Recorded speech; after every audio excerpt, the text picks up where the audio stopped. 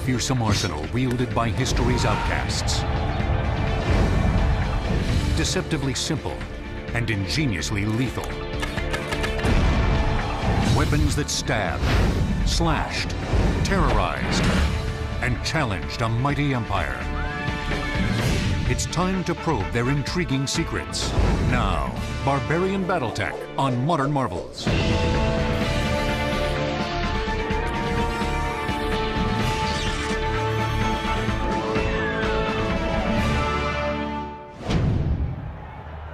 For hundreds of years before Christ, and hundreds more after, Europe's indigenous tribes did battle. Their world was harsh and savage, in which survival was won by those with the deadliest weapons and the will to use them.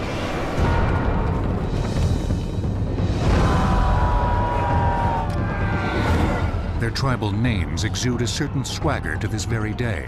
The Huns, Vandals, Goths, Saxons, Celts, and Franks.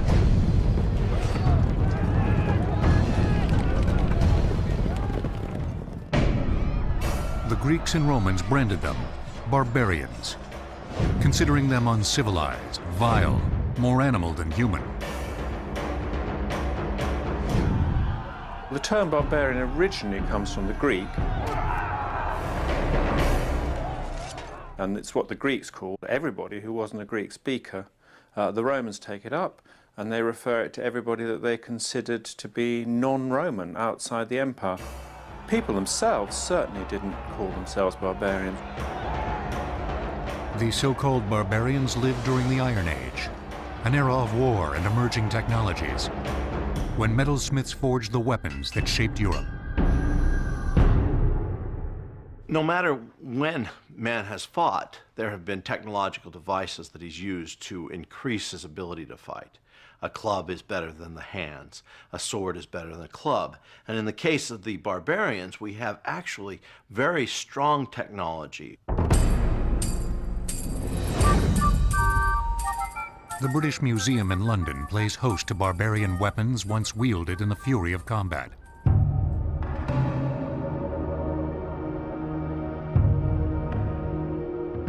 Among them is the 2,300-year-old Kirkburn sword.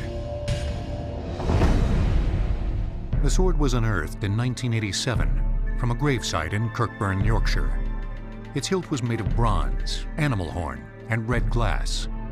Its blade, nearly 3 feet long, was forged from the metal that changed the face of ancient combat, iron. It was crafted, and no doubt used with lethal efficiency, by one of history's most feared barbarian tribes, the Celts. In 800 BC, the Celts dominated much of Europe. By the 1st century, they had settled in Britain. The Celts are a very obscure people because they date from pre-Roman times when we don't have historical records, so essentially we know about them from archaeology. Archaeologists have discovered Celtic artifacts, showcasing the mastery of the culture's weapons makers.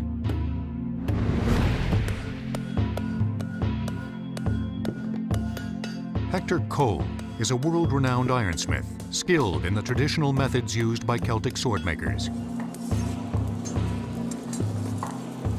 Like his brethren before him, he relies on instinct as much as science. When you put your metal in the fire, your mind goes in the fire with it. If it doesn't, then you will lose control of it. And a couple of degrees too high, and you will burn the metal and it's no good. A few degrees below, and the pieces of metal will not hammer together and become one. The earliest Celt smiths forged weapons from bronze. By the 5th century BC, they were fashioning harder, stronger, deadlier arms, like the Kirkburn sword, from iron.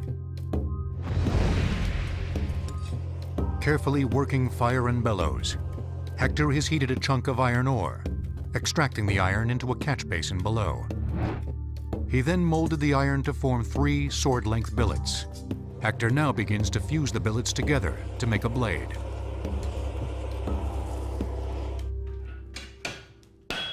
taken the rocks from the ground and heated them and made them into iron. That in itself is magic. So you can see how these swords built up a reputation through their mysticism. And if it was a good sword was prized above anything else. So carrying on, you can see now it's starting to take shape. The charcoal in which the iron billets heat up contains traces of carbon. The carbon acts as a hardening agent, and by pounding it into the iron, Hector produces steel. Up to a limit, the higher the carbon content, the stronger the steel. After the shaft cools, Hector hammers its sides, compacting the metal. The result is the kind of hard, powerful steel edge that bloodied and killed countless Celtic foes. The Celtic sword was, on the whole, a slashing weapon, so that you were cutting. You didn't want to be sticking it into your opponent. You were battering them down, battering their shield down, and then slicing into them to immobilize them.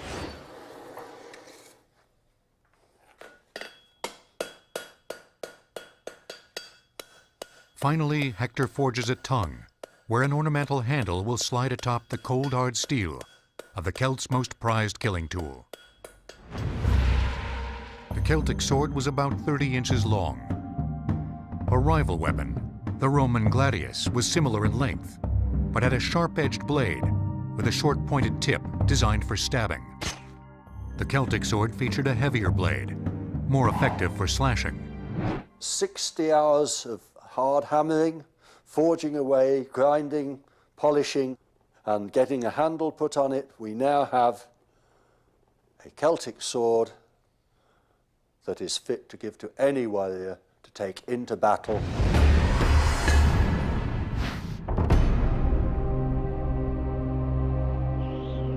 The Celts augmented their masterful weaponry with a unique system of defense. They devised ingenious fortified dwellings, many of which still slice into the English countryside. In Oswestry, England, lie the contours of a 2,600-year-old Celtic hill fort. A far cry from the era's classic square structures with towering walls. Seizing the high ground, the Celts used the natural topography of the land to their advantage. We can see that the Celts chose this spot for the views, the fact that you can see all around of anybody coming to attack. And they have built a series of banks going all the way up to the top. Oswestry was fortified around its perimeter with a series of earthen barriers. The lower mounds were crowned with a wooden palisade. The upper mounds were topped with stone walls. Atop the hill was a clearing where hundreds of Celts lived in thatched roof homes. Not only have we got these multiple banks and ditches coming up through, but we've also got a bank which runs along the entrance on both sides of it, so that it cuts off anybody being able to get into the ditches, up onto the top of the banks and attack the hill fort in that way. So they have to come along that track down there. Invaders who dared to attack through the front entrance soon became trapped in a two-sided free-fire killing zone. Those fortunate enough to battle their way through faced a fortified gate at the top. On each side of the gate waited yet another obstacle. If you look at the bank in front of us here, it is still very steep, quite high, very steep. If you're attacking, then it's a considerable slope. You've got the stone wall on the top, possibly timber, but also you're going to have people up there throwing things at you, and that really does make it almost impossible to get up to the top. Yet, despite the several layers of protection, Celtic hill forts were not impenetrable. In the early 1st century, the Roman army descended on the Celts and Britain. In 43 AD, the Romans invade Britain under Claudius, the Emperor Claudius, and they face substantial opposition, but disunited opposition, because the Celtic tribes were not a single unit. The Romans prevailed, and occupied the island. After bristling for 20 years under Roman rule, Celtic warrior Queen Boudica led her people on a bloody revolt.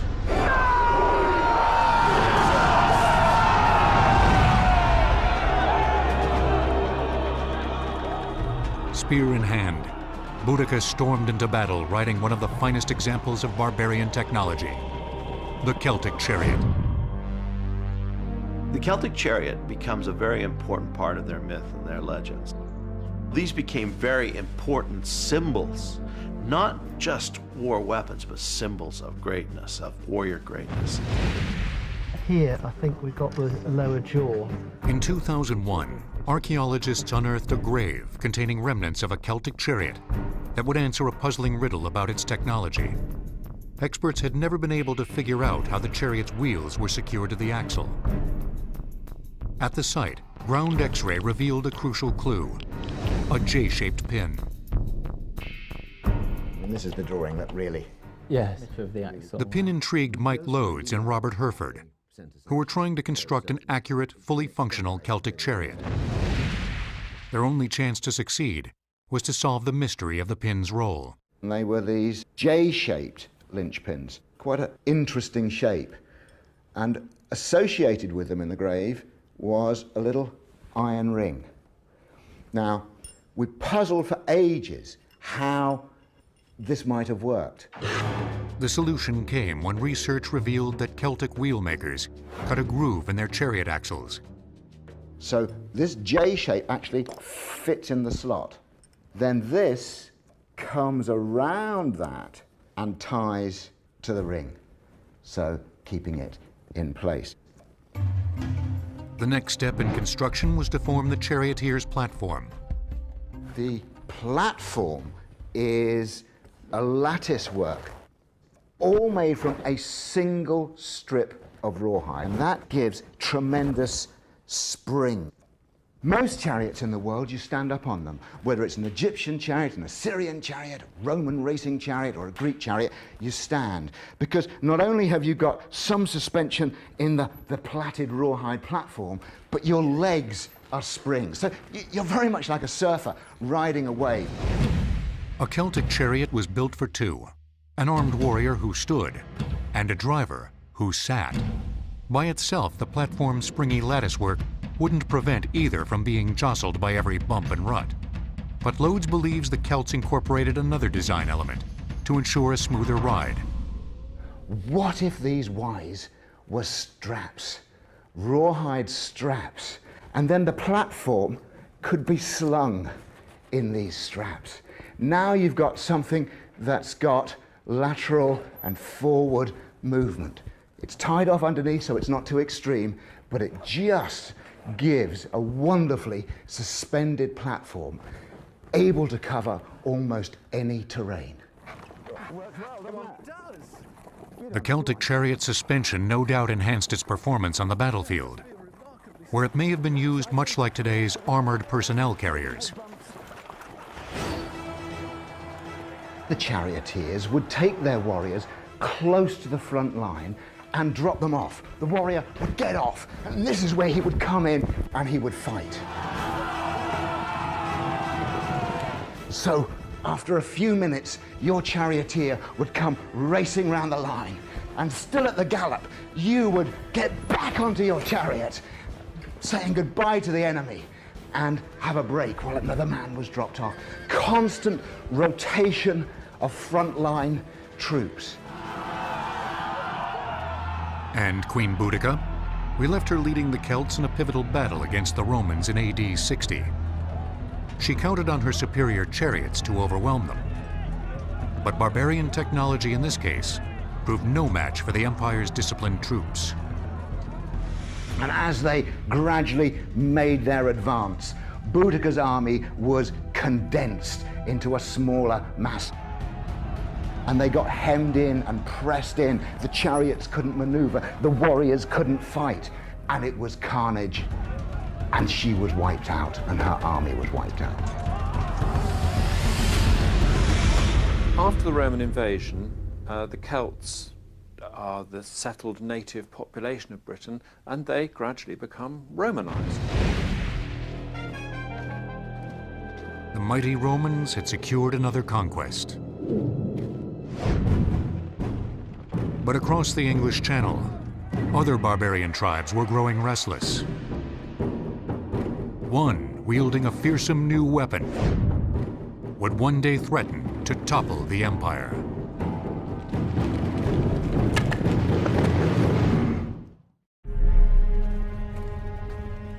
By the end of the 4th century AD, Rome was disintegrating. Civil war and political upheaval had torn the vast empire in two.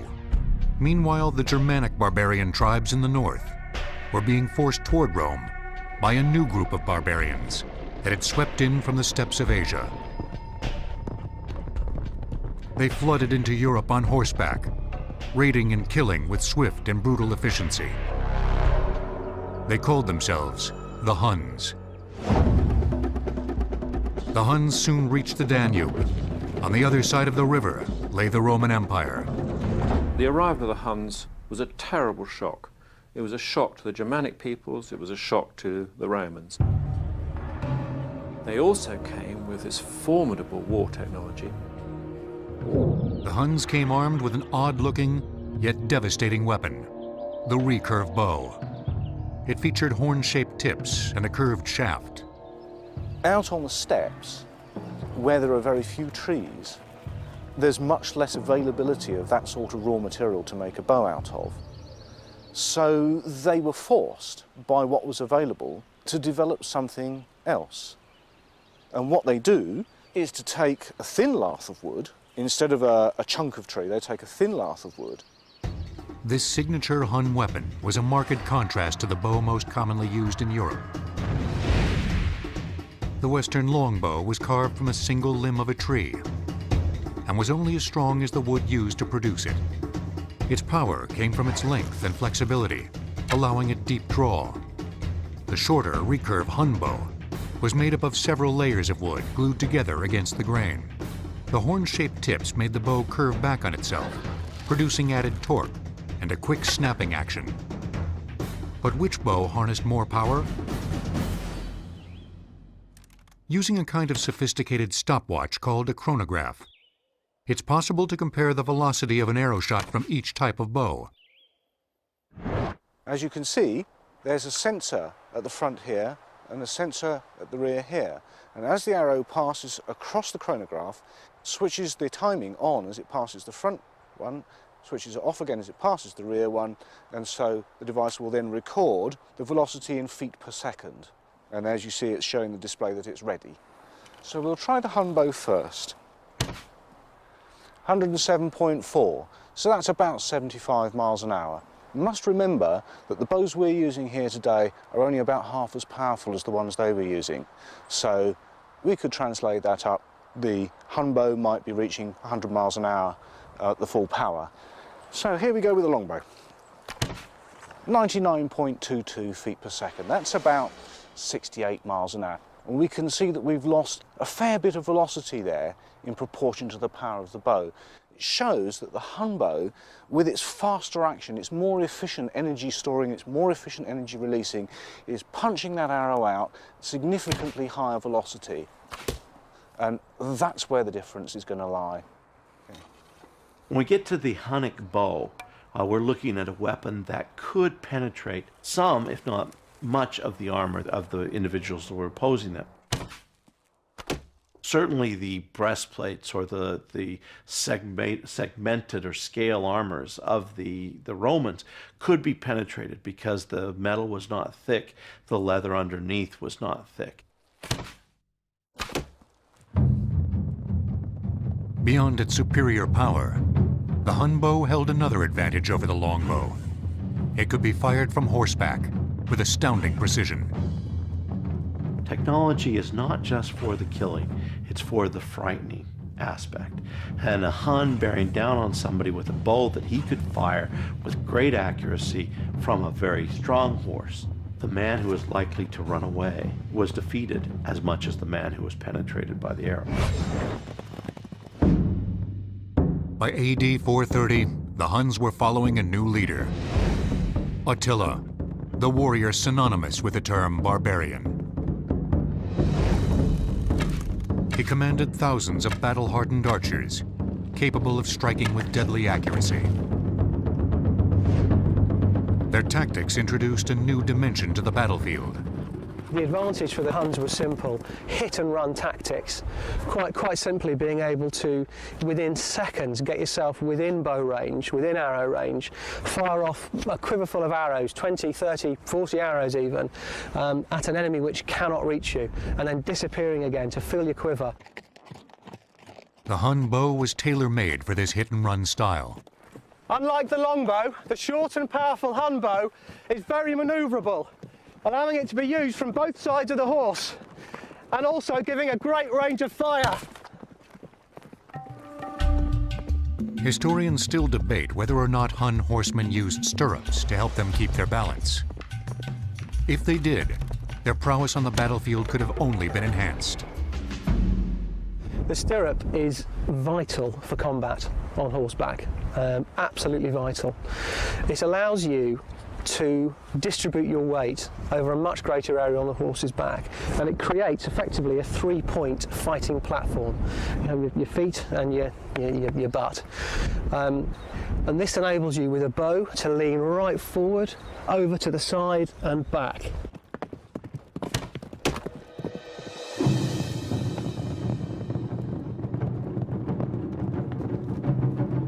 By 440, Attila's army had thundered through a wide swath of southern Europe.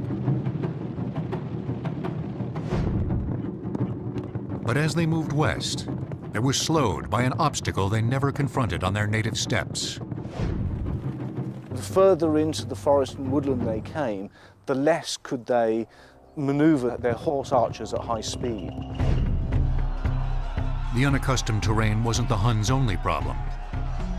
In 451 in Gaul, they clashed with the combined might of Roman legions and other barbarian tribes. The fearsome Huns fell at last. One of the barbarian tribes that helped defeat them was the Goths. They were destined to be the first barbarians to storm through the gates of Rome.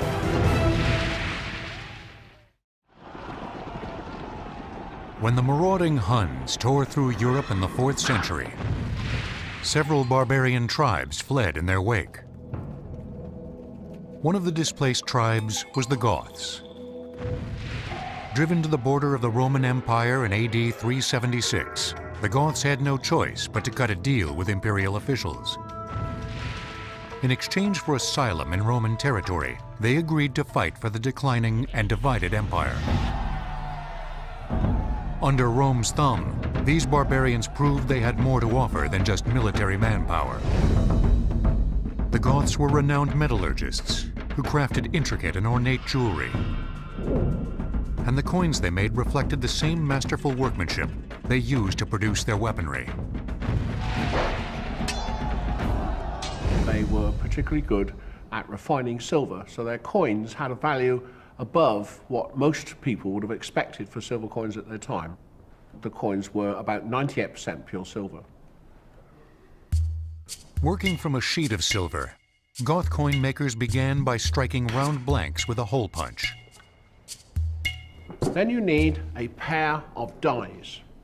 These are struck and made with tiny punches. And here the expression, to make money, hand over fist.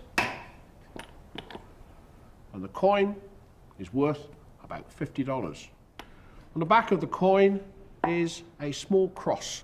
The way that you get smaller currencies is by the simple procedure of using the cutting guide, the small cross in the middle of the coin, so that you cut the coin in half, achieving 2 half pennies. While Goth coins have endured for centuries, few Goth weapons have survived.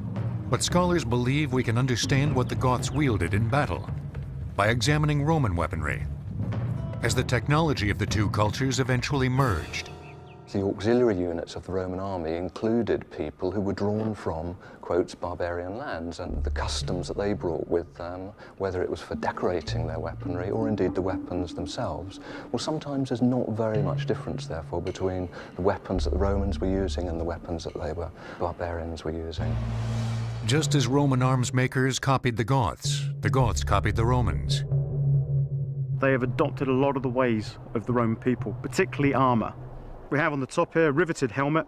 The 4th century saw a change in the way helmets are made. They're often made of segments which are then riveted together into a rigid armour.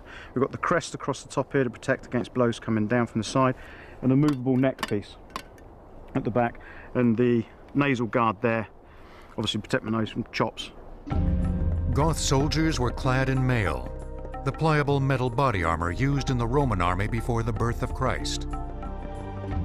Mail itself is just made from rings, which are, in this case, butted together, forming a very flexible suit of armor, which sword swipes and attacks and cuts just slide clean off of.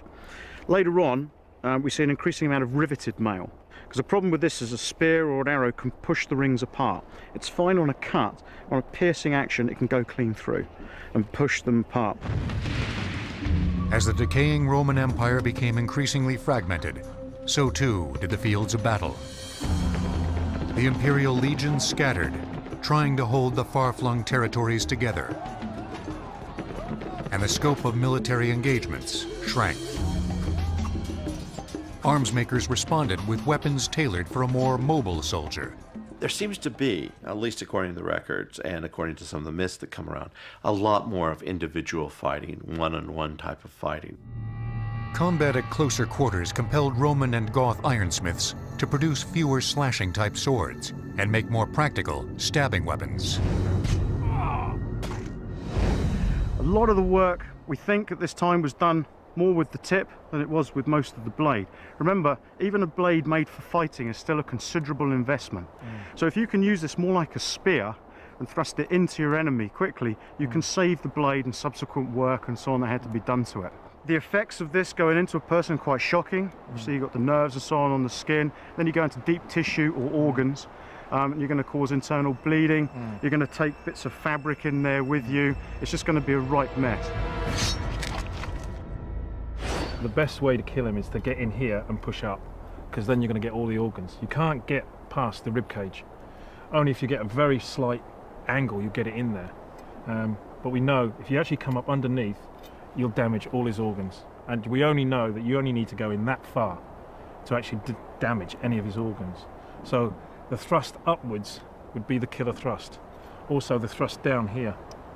You go main artery here. So you're trying to get in here and you're trying to get out there.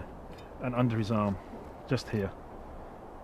You get in there an inch or so, there's a main artery and he's dead. As the Goths and Romans modified their weaponry, their uneasy alliance deteriorated. In 377, just 1 year after sealing their pact with Rome, the Goths suffered a devastating famine, and Rome let them starve. The Goths revolted, unleashing their fury against the imperial army. Years of bloody conflict rocked the weakening empire.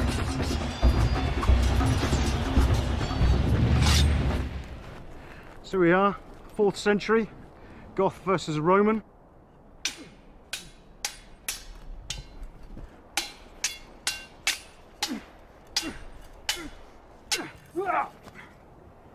Okay, and here we have the mail, my vest, protecting me against this shot. I've moved in close, so the edge just moves out against me.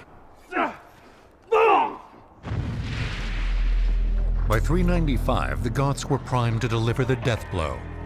Their new king, Alaric, marched his warriors toward the imperial capital. In 410, he and the Goths achieved the unthinkable. They swiped the jewel of the Roman Empire. They take the city of Rome, but they do it essentially by cutting off the supplies of Rome. And therefore it was quite easy to starve it into submission. And eventually Rome, they open the gates, and Rome is sacked for the first time. But occupying the city of Rome wasn't Alaric's ultimate goal. He wanted a Goth homeland, somewhere within the empire. 10 years after his shocking victory, officials of the dying empire finally granted him the first barbarian kingdom in southern Gaul. It was there that they encountered another tribe of barbarians, the Franks. Its warriors were masters of a small, deadly throwing axe called the Francisca. They were weapons that could be launched from afar, like a javelin, but with a lot more power, and a power that was used by the fact that the axe turned on its axis as it was being thrown. The first thing that this weapon is going to be able to do, it'll distract the opponent, at least. Take his eye off the fighting. If it gets through, even if it doesn't break the mail shirt, it will injure him, it will stop him from continuing in the battle. If you're lucky, if you're good, hit him in the head, hit him in the neck, break his head in two, cut it clean off. Really powerful, really brutal weapon. Another strategic plus of the Francisca was its unpredictability. If you threw the axe to the ground at the proper angle, its lethal blade would ricochet wildly into the onrushing enemy. It describes a kind of erratic loop through the air, which when you're a defender, you're getting this kind of peculiar axe shape coming through. It's very hard to guess where it's going to hit you. Don't forget, this isn't just being thrown and then ignored. This is being followed by the angry man with it, who's now drawing another weapon to follow that axe. The Francisca had an S-shaped curve at the top of its iron head, and the lower edge of the blade was rounded inward. The center of the axe head formed an angle of approximately 90 to 115 degrees to the handle. Most Francisca axe heads weighed between a ½ pound and 3 pounds, and their length varied between 5 and 12 inches. Look at the shape of the head on this. Look how much weight there is, all at the head of the haft. What that means is it's very heavy up here. That way, even if you miss with the edge, you've still got a lot of power, a lot of weight there in a very small reach, so you can come in very, very fast indeed. Look at that. Straight through. Man's now without a shield. The next shot, that's him dead. Wielding the Francisca, the Franks sliced through every barbarian tribe that challenged them, including the Goths. By the 6th century AD, all of Gaul was theirs. The Franks renamed the region, inspired by the lethal Francisca that helped them seize it. They called it Francia. Today, it's France. Across the English Channel, yet another barbarian tribe had stormed the shores of Britain, and they were making waves with their own battle technology.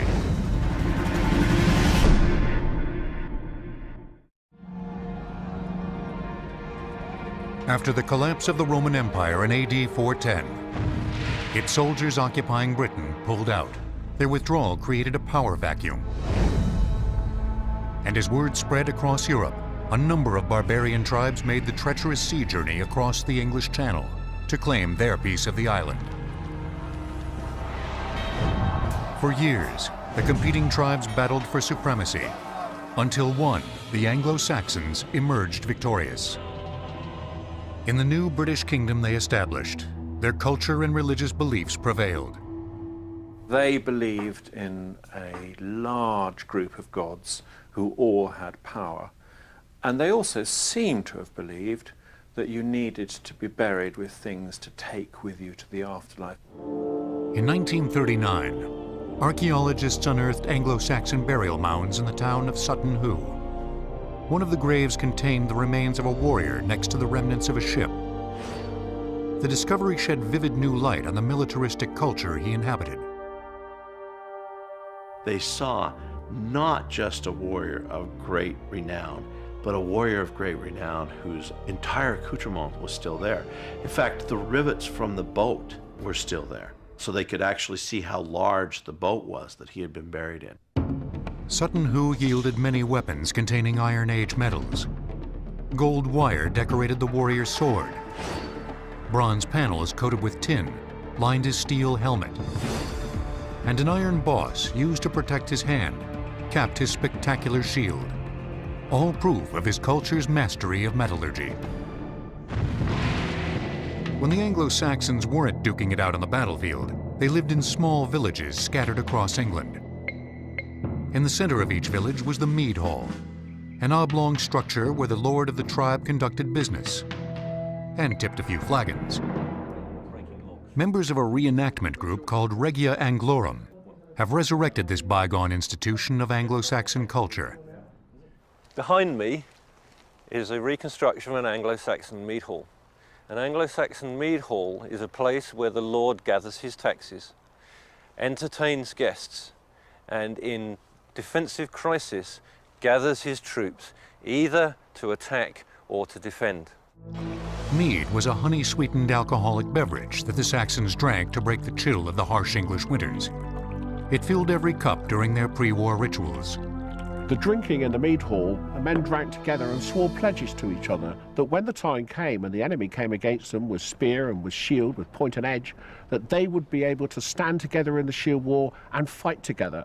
The men that drank together fought together because they had said they would. After the drinking came the call to arms. On the walls, the weapons of the Lord and his warriors.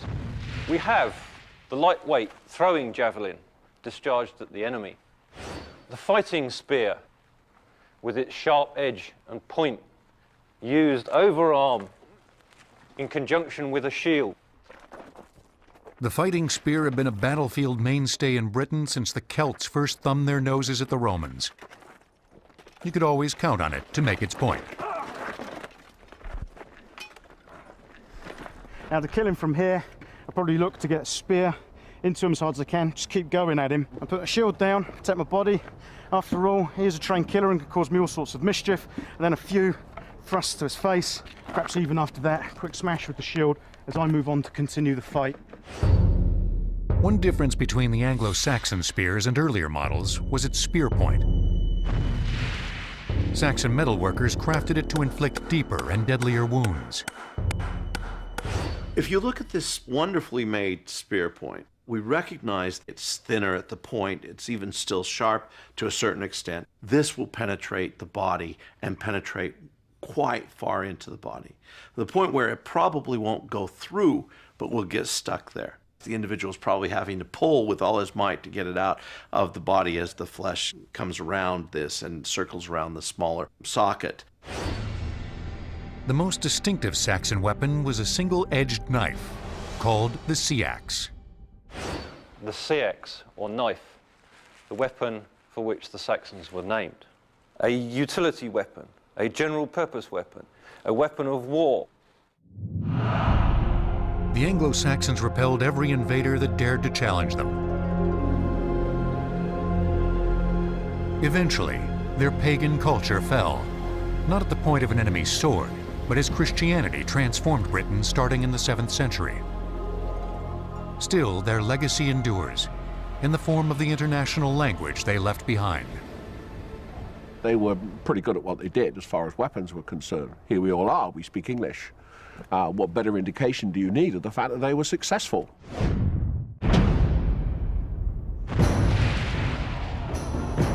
For nearly 1,500 years, the barbarian cultures had slashed their way into history. Battle after battle, they proved their weaponry was as effective as that of any foe. But what was the best weapon of the barbarian age? Surprisingly, the creators of a video game may have the answer.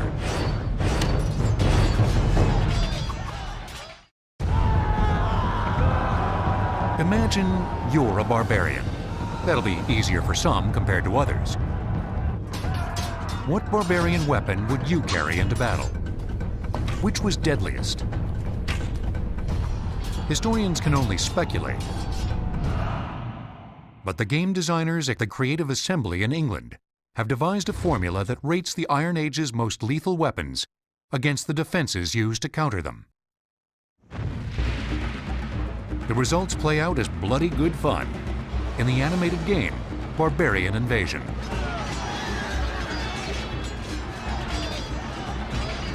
We created a huge spreadsheet, and with that we actually kind of started to rank those weapons and shields compared to each other and the armour that they used, and then also on top of that we layered the actual skill of the people who were using those weapons and armour. And the result of that is that we ended up with a very, very complex network of connections. For each weapon, designers calculated an attack value based on its capacity to penetrate defenses. The very high attack rating means that it's more likely when it strikes somebody to knock them over and certainly to kill them than any other type of sword. Take swords, for example. Designers rated the Roman gladius highly because it could cut effectively into armor. But they ranked the slashing Celtic sword even higher because of its added length. The Celtic sword could inflict terrible damage. Swung by a strong man, it would probably take your head clean off, or it would split your head open. While no other sword ranked higher than that of the Celts, the Hun bow emerged as one of the game's deadliest overall weapons. It would be much more likely to kill a man, and therefore more likely as well to knock the person over, because obviously the strength of the bow, the killing power of the bow, relates to its velocity and its penetrative power. A Hunnish bow would probably punch straight through most Roman armour. It's a very efficient weapon. It's got a good pull on it. It's got the kind of pull that you would expect from a modern sports bow. Score 1 for Attila's gang. But the Hun bow lost points for a surprising reason. Its diminished performance in the rain. The Hun bow was generally more vulnerable in the rain because it was made of composite materials, and so it wasn't as sturdy as a Western-style bow, which was a single piece of wood. It's made of several layers of material. When it gets damp, the glue starts giving way that's holding the different layers together, and it actually starts delaminating. On a rainy day, trash your Hun bow and grab what designers deemed was perhaps the deadliest weapon of all, despite its small size, the Francisca throwing axe. With the Francisca, when it hits a man, we actually decided that it should have two types of value. Bashing value and penetration value. I can actually throw my weapon at the enemy and that's going to cause them some harm. Then when it comes into close combat, I've also got the ability to block his blows. I've got the ability to fight hand to hand with somebody with a sword, and at the same time I can cause some pretty lethal wounds. We've saddled the barbarians with a name that disparages their cultures and their contributions. But there's no denying the inventiveness of their weapons designers. Their ingenious arsenals powered the march of armies across Europe for century after century, in battles that helped determine the course of history. Not bad for a bunch of barbarians.